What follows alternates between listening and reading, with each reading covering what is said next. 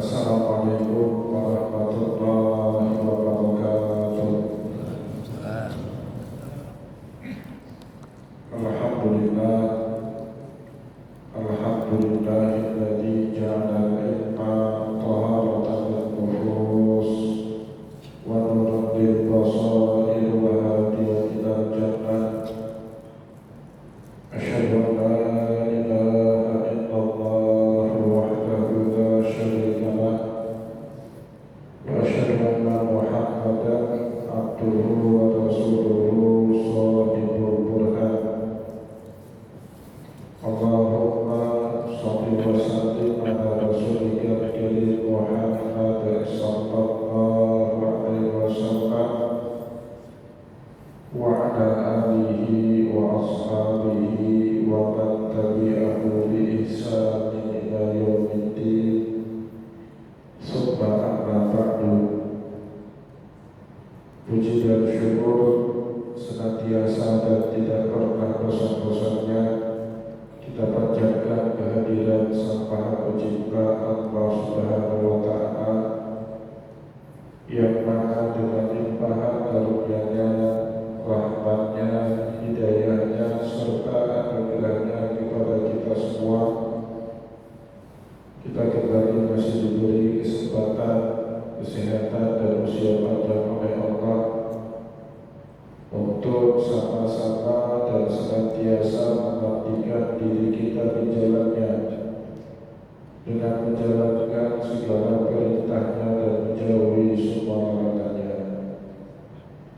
Salawat dan salam juga tidak pernah lupa pula kita aturkan kepada junjungan alam Nabi besar Muhammad sallallahu alaihi wasallam, di mana beliau telah bersabda dalam sebuah hadis, "Taraktu fikum amrayni la in tamassaktum bihima la tadillu abada, kitaballahi wa sunnati."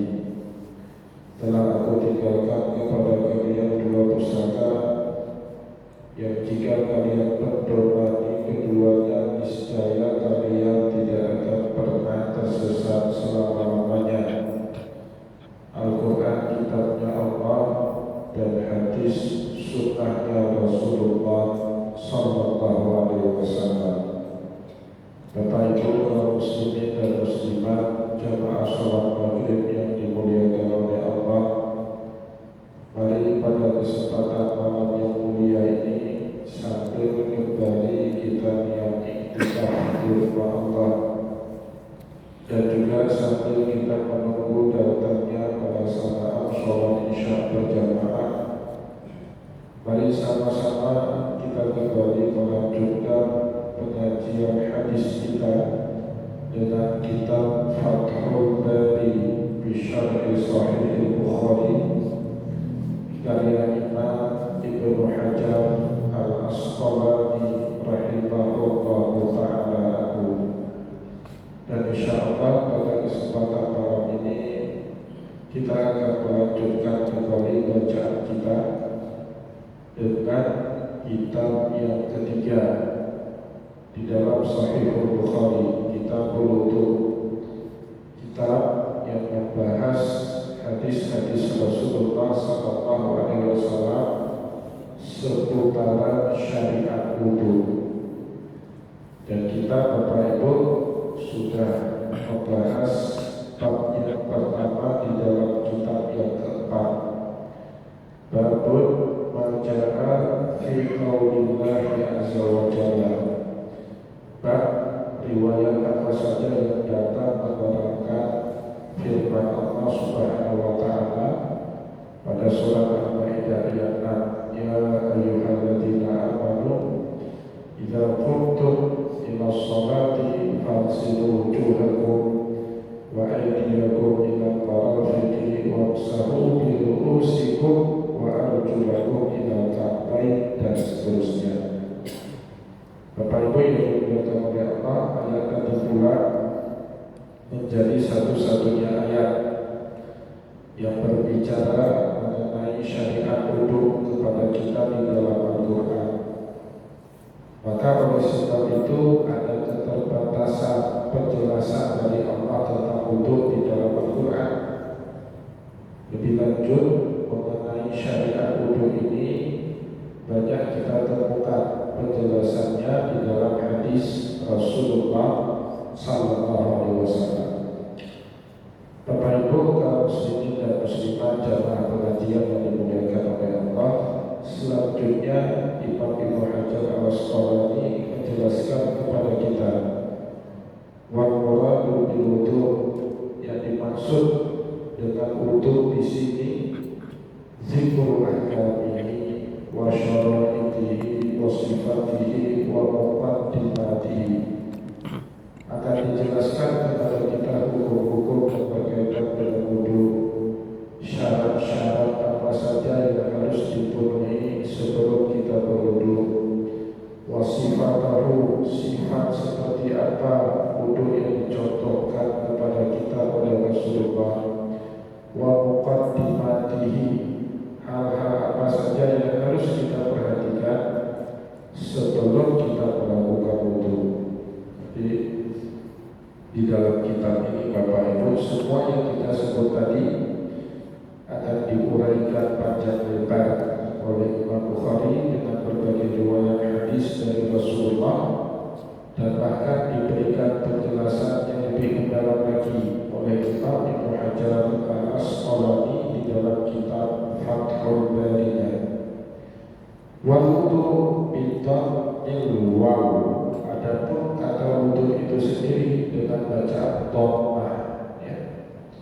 Nah, jadi kalau kita baca di dalam Al-Quran, Bapak Ibu, tidak pernah muncul kata wudu, yang ada taharah, wa kuntum junuban fatahharu, kalau kalian sedang dalam keadaan junub maka bertaharahlah kalian. Jadi taharah secara makna yang lebih luas daripada wudu. Yang taharah dari hadas kecil namanya wudu. Nah, istilah wudu itu sendiri Bapak Ibu tidak ada dalam Al-Quran. Allah tidak memperkenalkan istilah wudu di dalam Al-Quran. Terus kita temukan dari mana istilah itu? Dari sunnahnya Rasulullah Sallallahu Alaihi Wasallam. Maka itulah kenapa para ulama kita Ahlus Sunnah wal Jamaah melawan keras setiap kali muncul kelompok Ikhwanus Sunnah. Di awal tahun 90-an dulu Bapak Ibu marak di dunia Islam, bukan saja di Arab bahkan juga di Indonesia, kelompok yang menganjurkan kita berpegang kepada Al-Quran saja, tak usah pakai pun sunnah Rasulullah. Bahaya sekali, karena tidak semua syariat kita tersampaikan di dalam Al-Quran. Al-Quran itu hanya berbicara mengenai tema-tema yang umum atau garis besar saja, sedangkan detail masalah kita tidak temukan penjelasannya di dalam Al-Quran. Tetapi Bapak Ibu, insya Allah kita temukan penjelasannya di dalam hadis Rasulullah Sallallahu Alaihi Wasallam.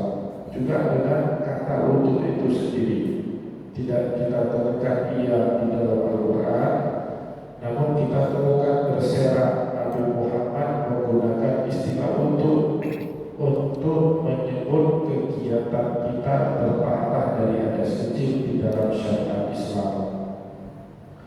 Maka Bapak Ibu kaum muslimin dan muslimat dalam pengajian yang dimuliakan oleh Allah, di sini Imam Ibnu Hajar merasa punya kepentingan untuk menjelaskan kepada kita hal tersebut. Wal wudu, adapun wudu bidhammil waw, dengan kita baca dhammahkan waw, huwa al-fi'lu, yaitu kegiatan berwudu itu sendiri. Jadi kegiatan kita mulai membasuh tangan, kemudian berkumur-kumur, kemudian memasukkan air ke lubang hidung, sampai kita membasuh kaki sampai mata kaki, kegiatan itu disebut oleh Rasulullah SAW dengan wudu.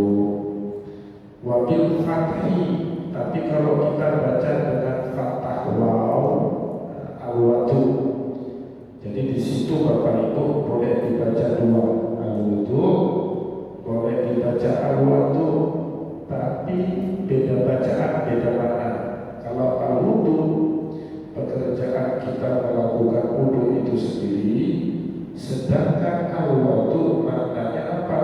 Al-ma'ul ladzi yutawadda bihi ala masyhur fihi, air yang digunakan sebagai alat untuk kita berwudu itu di dalam bahasa Arabnya disebut wudu. Air apa di sini? Nah, di dalam fikih disebut dengan ma'ul mutlaq. Nah, nanti pembahasannya di dalam kitab fikih. Nah, jadi air yang kita gunakan untuk berwudu itu namanya wudu. Nah, kenapa demikian? Karena air untuk berwudu itu bukanlah sembarangan air. Tidak boleh sembarangan air. Di dalam fikih disebut dengan ma'ul mutlaq. Diringkas oleh para ulama, ma'ul mutlaq itu ma nazala minas sama wa ma nafa'a minal ardi. Semua air yang turun dari langit ataupun semua air yang keluar dari permukaan bumi itu semua masuk ke dalam kategori ma'ul mutlaq. Diperinci lagi menjadi 7 jenis air. Air hujan, ya, air sumur, air laut, air sungai, air mata air embun, air es. 7 jenis air ini disebut dengan ma'ul mutlaq yang boleh kita gunakan untuk bertaharah, untuk kita. Itulah Bapak Ibu tidak berlebihan. Kalau ada guru-guru kita yang berkata bahasa Arab itu sama tulisan tapi beda harokat dibaca, maknanya bisa berubah 180 derajat. Untuk kegiatan kita bertaharah dari hadas kecil, al-wudu air yang kita gunakan untuk bertaharah dari hadas kecil, ya kan? Beda dhamma dengan fakta, tulisannya sama tapi berubah. Ya. Ba, ro, ya, kalau di dalam bahasa Arab huruf ba digabung dengan ro itu bisa dibaca dengan 3 variasi bacaan. Ketiga-tiganya beda makna. Boleh dibaca barun, birrun, boleh dibaca burrun, ya, boleh dikasrahkan itu ba, kita baca birrun, maknanya apa? Berbakti. Bakti kita kepada orang tua di dalam syariat disebut birrul walidain. Bikasrin ba-nya dibaca kasrah, ya. Barun difathahkan ba-nya, maknanya apa? Daratan. Nah, daratan tempat kita duduk ini itu baru. Dibawahkan ba-nya, burun, maknanya gadung. Tulisannya sama, diubah-ubah aja, itu harokat berubah jauh sudah maknanya. Jim, nun, tak merubah.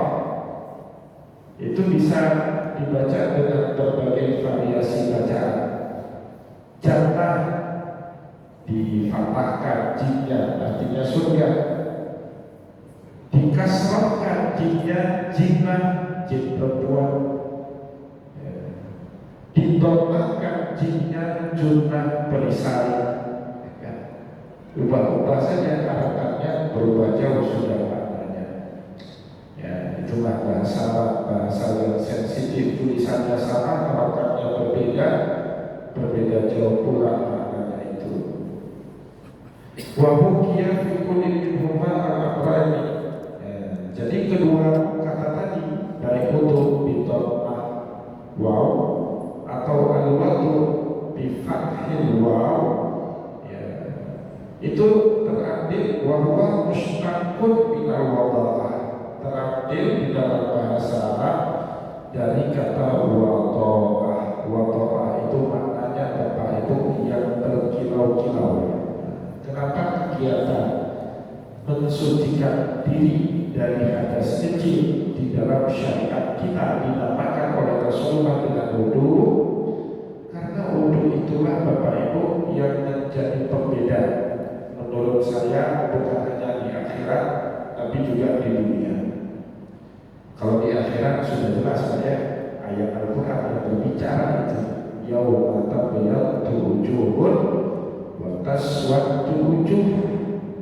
Kelak di hari kiamat ada orang yang mukanya dibuat bersinar sama Allah. Kenapa kau bisa bersinar? Bekas dari air wudhu yang selalu membasuhi muka dan anggota tubuhnya. Wa taswaddu wujuh, dan juga ada di antara kita itu mukanya dihitamkan sama Allah. Jadi tidak usah khawatir bapak-bapak yang berkulit hitam, kalau rajin wudhu, insya Allah berkilau-kilau mukanya kelak di hari kiamat. Begitu juga harus risau bapak-bapak yang kulitnya putih bersih tapi tidak pernah kena air wudhu. Boleh jadi nanti di hari kiamat itu dihitamkan mukanya oleh Allah Subhanahu wa Ta'ala. Bahkan air wudhu itu Bapak Ibu nampak juga dalam kehidupan kita dunia. Bapak Ibu bisa mudah sekali bedakan orang yang rajin sholat dengan orang yang tidak rajin sholat dari apa? Dari rona mukanya, air mukanya itu. Dan itu kata Allah di dalam Al-Quran kan, simahum fi wujuhihim min athari sujud. Athari sujud itu bukan hanya bekas tanda sujud, tetapi juga air yang kita gunakan saat berwudu, dan itulah yang membolehkan kita melakukan ibadah sholat yang salah satu bentuk gerakannya adalah sujud. Simahum fi wujuhihim min athari sujud. Maka Bapak Ibu lihat orang non-muslim dengan orang muslim yang rajin sholat itu nampak beda mukanya. Satu bercahaya, satu lagi tidak ada cahaya di situ ya. Maka berkata Imam Ibnu Hajar Al-Asqalani, baik kata al-wudu maupun kata al-wudu, keduanya mustaqun minal wada'ah, terambil dari kata wada'ah di dalam bahasa Arab. Maknanya itu yang berkilau-kilau, yang bercahaya-cahaya. Ya, maka kalau Bapak Ibu ngaji kitab I'anah atau kitab Bajuri, itu doa wudu Bapak Ibu bukan saja setelah kita berwudu. Doa memang yang paling masyhur itu Bapak Ibu setelah kita berwudu, kita akan disunahkan oleh Rasulullah berdoa, asyhadu an la ilaha illallah wa asyhadu anna Muhammadar Rasulullah, Allahumma ja'alna minat tawwabin wa ja'alna minal mutatahhirin wa ja'alna min ibadika sholihin. Tapi kalau Bapak Ibu baca kitab I'anah, setiap kali kita membasuh anggota tubuh kita itu juga ada doanya masing-masing. Misalnya pada saat kita membasuh kedua telapak tangan, itu Rasulullah mengajari kita doa Allahumma fat yadi min kulli ma'asika kulliha. Ya Allah, jagalah kedua tanganku ini dari melakukan segala bentuk perbuatan maksiat terhadap dirimu. Itu diucapkan oleh Rasulullah. Atau ketika Nabi memasukkan air ke dalam mulut namanya ya, itu Nabi juga baca doa Allahumma a'inni ala dzikrika wa syukrika wa husni ibadatik.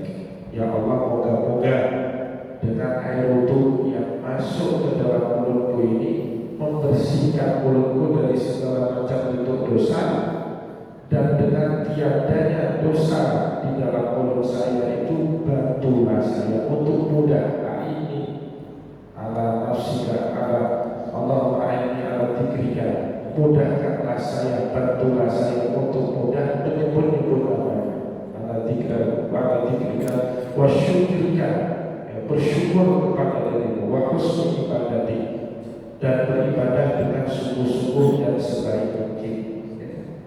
Jadi Bapak Ibu, yang membuat kita malas-malasan dalam ibadah, salah satunya menurut para ulama apa?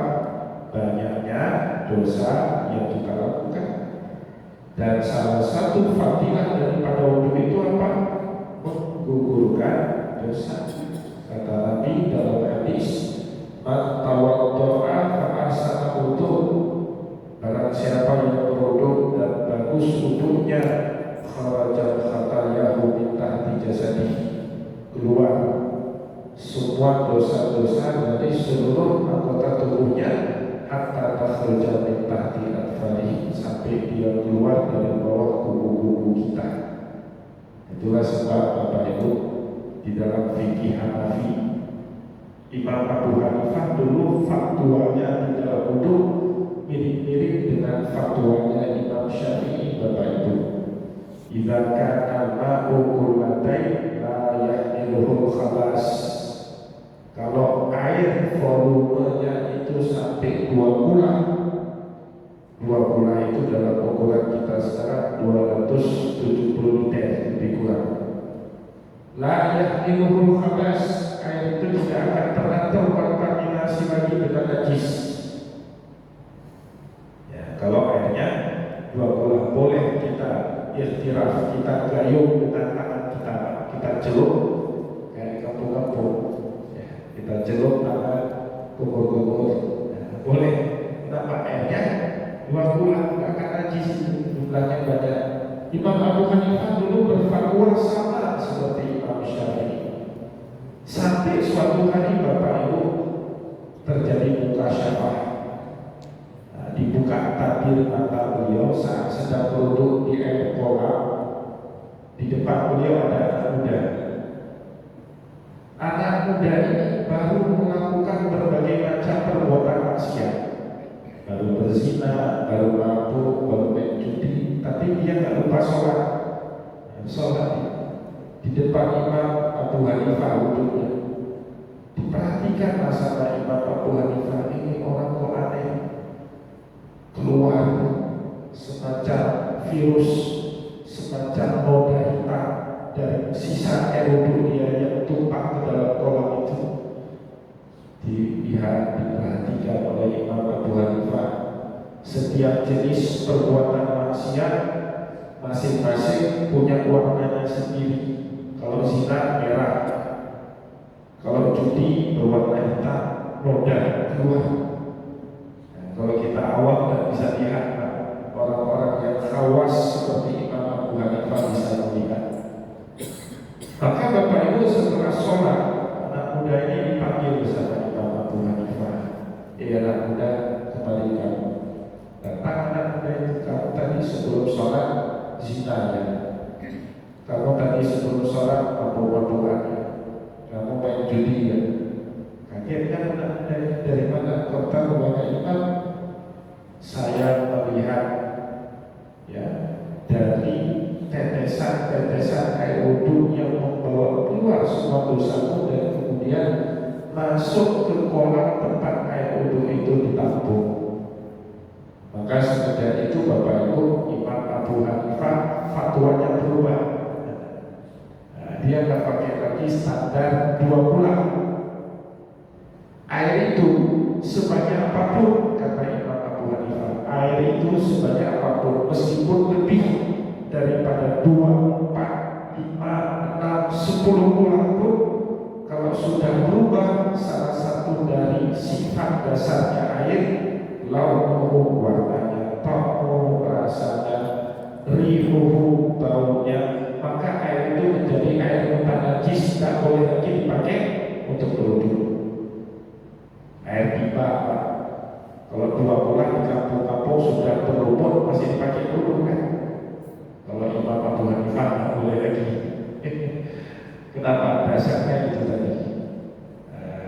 Ya, akhirnya Imam Abu Hanifah munajat sama Allah agar karomah beliau itu dicabut. Beliau tidak sanggup kalau harus melihat aib sesama muslim, takut tidak bisa jaga. Kan kita disuruh tutup. Satara musliman satarahullahu yawmal qiyamah. Dan siapa yang bisa menutup aib sesama muslim, maka kelak Allah Subhanahu wa taala juga akan menutup aibnya di hari kiamat. Imam Abu Hanifah khawatir tidak sanggup jaga aib sesama muslim. Maka beliau minta Allah Subhanahu wa taala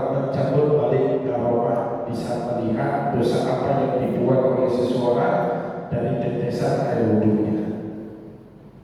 Nah, kalau kita di zaman sekarang Pak, kita gunakan untuk nyerang musuh. Demi Allah, saya lihat air wudhunya dia itu berzina. Itu kita di zaman sekarang Pak, demi rating TV. Ya, maka kita umat akhir zaman ini nggak bisa jadi walinya Allah itu. Bapak Ibu kaum muslimin dan muslimat jamaah pengajian yang dimuliakan oleh Allah ya. Begitu juga doa pada saat membasuh muka. Allahumma bayyid wajhi yauma tabyaddu wujuhun wa taswaddu wujuh. Ya Allah, cahayakanlah wajah saya pada suatu hari nanti di mana Engau memberikan cahaya kepada orang-orang berwudu dan menghitamkan muka orang yang tidak pernah berwudu, yaitu orang yang tidak pernah mengerjakan ibadah sholat. Ya, maka kata Imam Ibnu Hajar al-Asqalani, wa sumya bidzalika li'anna musalli yatanaddafa bihi fayasiru wadi'an, dan dinamakan kegiatan bertaharah kita dari hadas kecil itu dengan wudu li'anna musalli, karena kita yang mengerjakan sholat yatanaddafa bihi, membersihkan diri kita, menyucikan diri kita dengan cara wudu, fayasiru wadi'an, maka menjadilah kita bercahaya, segar, fresh, bugar kembali setelah sebelumnya beraktivitas sebelum mengerjakan ibadah sholat. Bapak Ibu kaum muslimin dan muslimat jamaah pengajian yang dimuliakan oleh Allah. Selanjutnya Imam Ibnu Hajar al-Asqalani menjelaskan juga kepada kita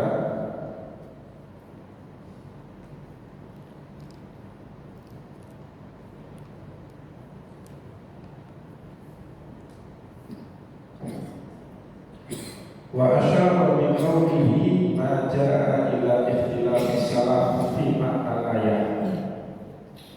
Di sini juga dijelaskan kepada kita perbedaan pendapat di antara para ulama salaf tentang makna daripada ayat dalam surat Al-Maidah ayat 6 tadi ya. Faqala al-aksarun, mayoritas ulama berpendapat takdir adapun makna dari firman Allah Subhanahu wa taala tadi, ya ayyuhalladzina amanu idza qumtum ila shalat faghsilu wujuhakum wa aydiyakum ila marafiqi, dan seterusnya. Makna daripada ayat itu apa? Idza qumtum ila sholati muhadditsin, atau idza qumtum ila sholati muhdatsin, jika kalian ingin mengerjakan ibadah sholat dan kalian dalam keadaan berhadas, maka berwuduklah dengan cara membasuh muka kalian, tangan kalian, kepala kalian, kaki kalian, dan seterusnya sebelum menunaikan ibadah sholat. Nah, makna itu penting sekali Pak, karena kalau kita membaca ayat itu apa adanya, ya ayyuhalladzina amanu, hai orang-orang yang beriman, idza qumtum ila shalah, kalau kalian mau mengerjakan sholat. Kalau saya masih ada wudu gimana? Kalau apa adanya kita baca ayat itu, berarti kita tetap wajib berwudu kembali untuk setiap kali ibadah sholat yang akan kita kerjakan, ya kan? Kan gitu maknanya Pak. Tetapi dimaknai ulang oleh para ulama dan seperti itu. Nah, ini ya Pak. Kenapa kita tidak boleh kembali kepada Al-Quran dan hadis Rasulullah? Sekali lagi, kenapa orang yang mengatakan ayo kita kembali kepada Al-Quran dan hadis Rasulullah musibah itu Pak? Karena bisa salah paham terhadap syariat. Terus gimana? Kembali kepada Al-Quran dan Sunnah, pakai pemahamannya ulama itu yang benar. Karena para ulama satu pun tidak memahami seperti itu. Kata para ulama, idza qumtum ila sholati muhdatsin, makna daripada ayat ini adalah jika kalian ingin mengerjakan sholat dan kalian dalam keadaan berhadas, maka berwudu. Kalau tidak dalam keadaan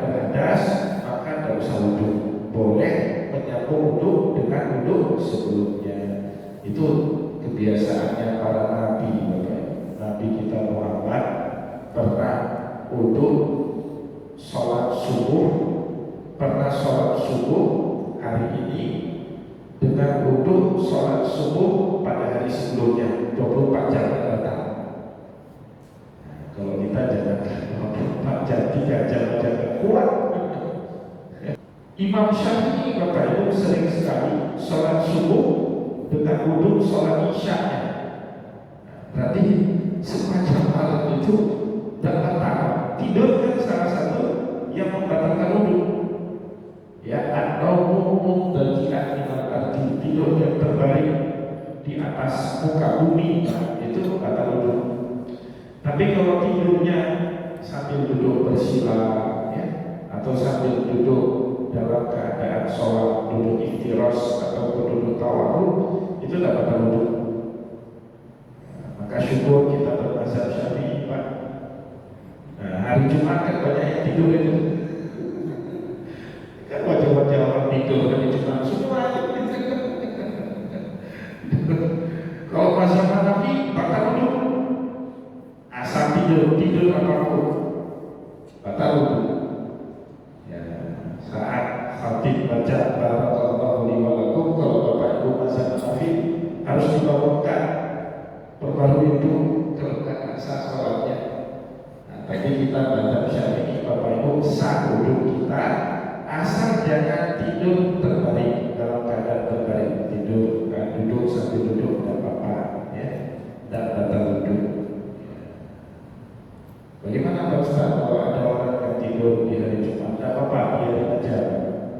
Rahmatan lahu, sebagai rahmat bagi mereka. Nah, yang tak boleh itu apa? Buat tidur di hari Jumat, itu yang tak boleh. Kalau ketiduran tidak apa-apa. Tapi jangan keterusan, dibangunkan kalau sudah iqamah.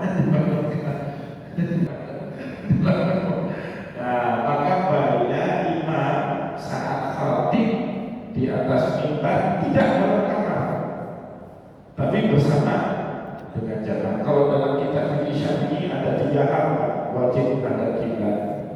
Sholat wajib menghadap kiblat, tawaf wajib menghadap kiblat. Tapi tawaf menghadap kiblatnya bukan dengan muka. Kalau sholat kan fawali wajhaka syatral masjidil haram, hadapkanlah wajahmu ke arah Masjidil Haram, wajah kita saat sholat. Kalau kita tawaf yang menghadap kiblat apa? Pundak kita, maka namanya intibah. Laki-laki pakai baju ihram saat tawaf, sebelah dibuka, sebelah lagi ditutup, sebelah kiri ini ditutup. Kenapa? Ini menghadap kiblat. Gak boleh membelakangi dan juga gak boleh menghadap, harus tetap sejajar.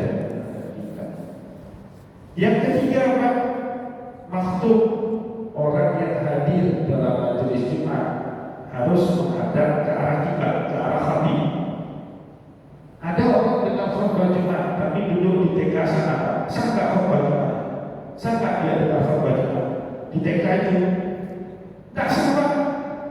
Atau ini kan ada tetangga masjid ini, ya, ada rumah Pak Nur di depan ini. Pak Nur dengar khutbahnya di rumah, sah nggak Jumat beliau? Baru pergi ke masjid waktu khatib sudah turun mimbar, barakallahu li wa lakum, nggak sah Jumatnya. Kenapa? Nggak menghadap khatib. Begitu juga imam sebenarnya, itu ilmu dalam fikih Syafi'i seperti menghadap ke arah ke arah mimbar, ke arah kiblat, ya, bukan di dalam kamar seperti itu sebenarnya. Ya, Bapak Ibu kaum muslimin dan muslimat dalam pengajian yang dimuliakan oleh Allah. Wa qala akharus bal amru ala umumihi min ghairi taqdirin hasrin. Sebagian lagi mengatakan balil amru ala umumihi. Dan seperti itu, tetapi perintah mengikuti keumuman ayat tadi. Min ghairi taqdirin, tanpa ada harus dipalingkan dengan makna baru. Ila annahu fi haqqil muhdasi ala ijab wa fi haqqi ghairihi ala nabi. Tetapi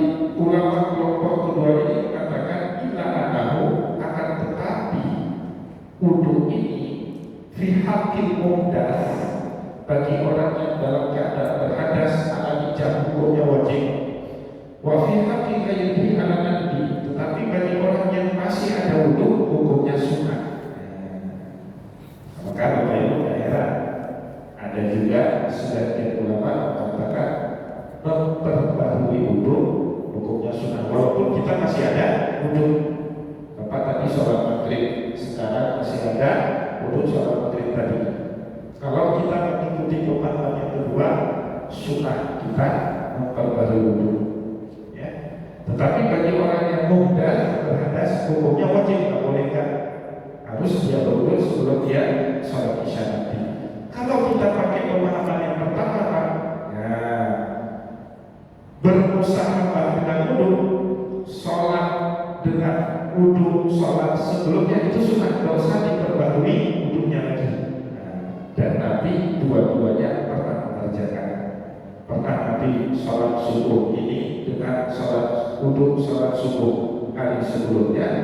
Tapi juga pernah Nabi Muhammad sholat isya setelah sholat maghrib dengan wudu yang baru. Padahal beliau masih ada wudu sholat maghribnya, dia berbagi wudunya.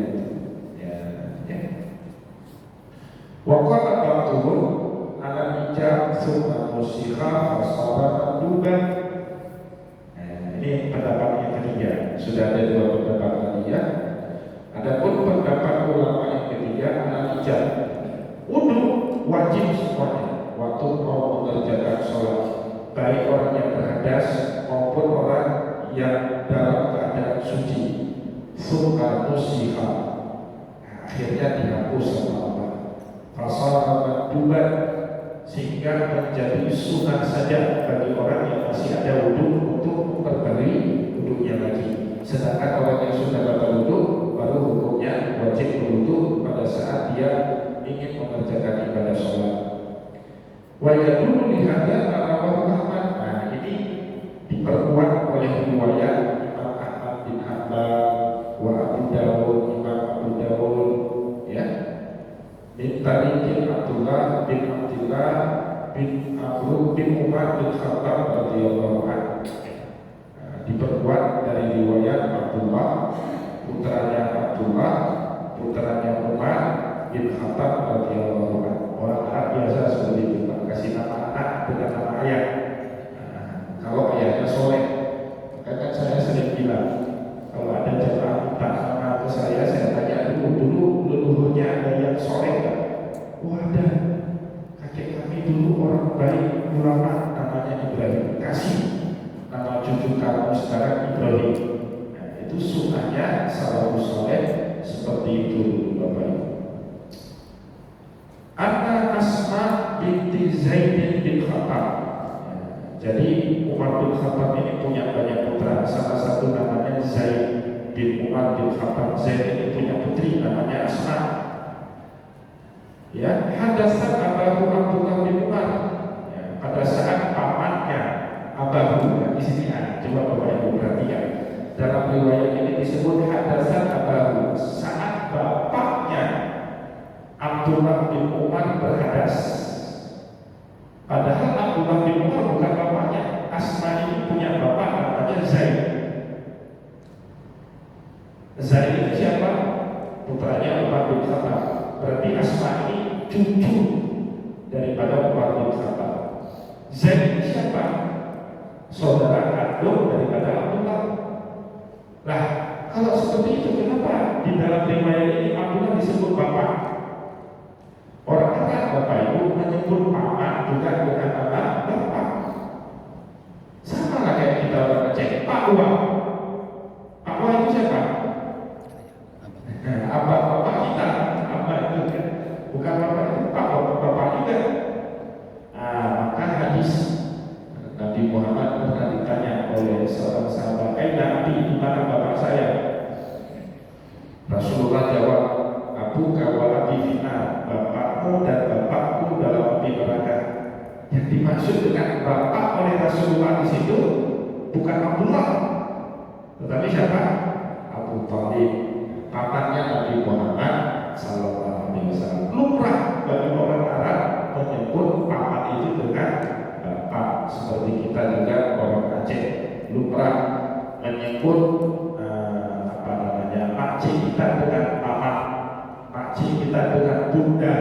Padahal itu kan panggilan untuk ibu kita seharusnya kan, tapi kita panggil makcik kita dengan bunda.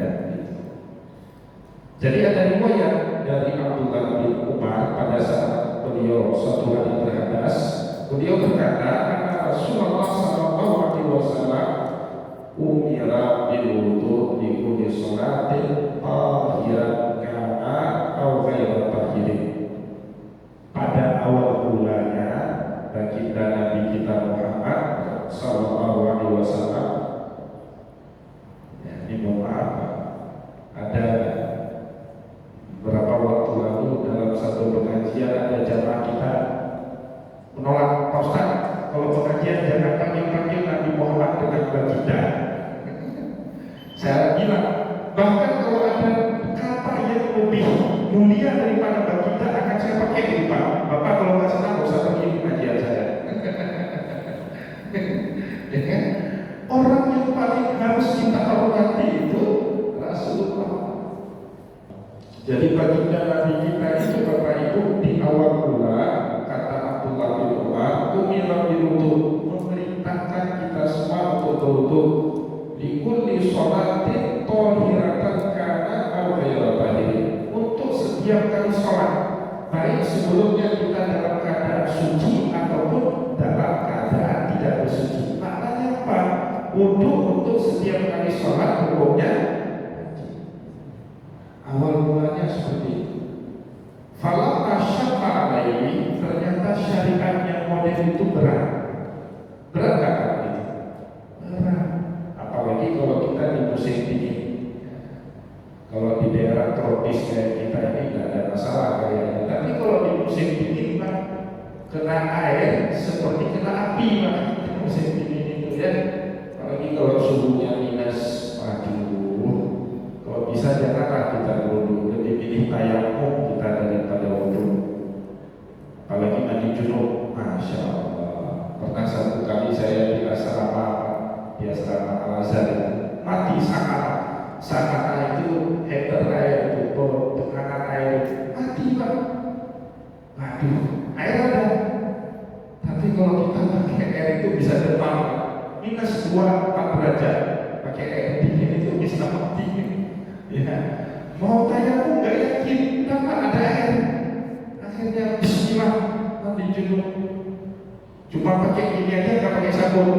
Kan berhukum mandi junub apa? Bisa lupa aja badan, menyampaikan air pada seluruh badan. Kalau pakai sabun nggak kuat, langsung masuk ke dalam selimut, betul demam besok. Demam juga, dingin sekali. Ya, kalau masyarakat alaihi, ketika syariat wudu seperti ini memberatkan umat, wudi'at wudu ila man hadas. Rasulullah meringankan wudu ya, kecuali bagi orang dalam keadaan berhadas. Jadi diringankan syariatnya oleh Rasulullah SAW ketika para sahabat merasa berat untuk melakukan bahagian daripada syariat itu. Bapak Ibu kaum muslimin dalam pengajian yang dimuliakan oleh Allah, kita padakan pengajian kita, bacaan kita pada kesempatan malam ini. Semoga apa yang telah kita sampaikan bermanfaat, insyaallah akan kita lanjutkan kembali pada pertemuan yang akan datang. Semoga apa yang kita sampaikan ini bisa kita amalkan juga di dalam kehidupan